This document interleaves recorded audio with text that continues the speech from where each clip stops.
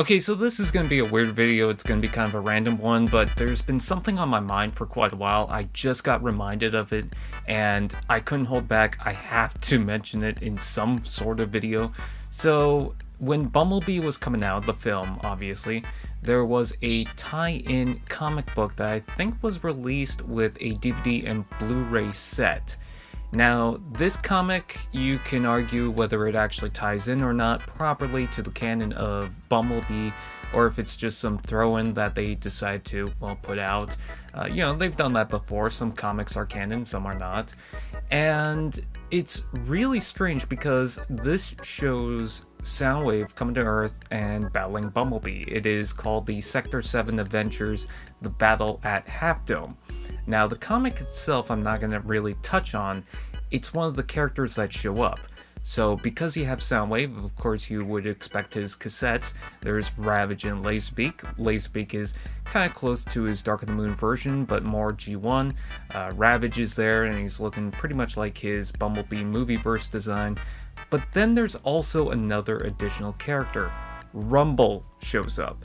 Now, I'm glad that they went with Rumble and not Frenzy, because Frenzy already has a movie tie-in design.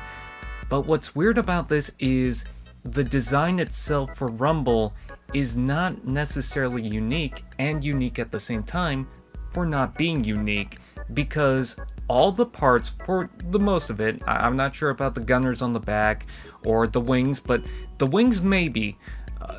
Most of this design is taken from different sections of other Transformers characters. It's got the legs of the first movie Jazz, it's got the arms of Revenge of the Fallen Jetfire, and I think those are the Prime Starscream shoulders, but I could be wrong about that. The torso is Ironhide's chest. You can see the GMC car on top of the shoulders. And then the head I thought was really weird because that is Sideswipe's head. It's a little deformed, but that is Sideswipe's head. Now, I wasn't sure about the wings. I thought, okay, maybe that's the only original thing. But I'm getting the hint that that might be either the Revenge of the Fallen Soundwave, or what I think now, that might be one of the IDW Megatron's designs, because it's stylized in that way. So it's just a really weird looking thing. The limbs just don't really work with it.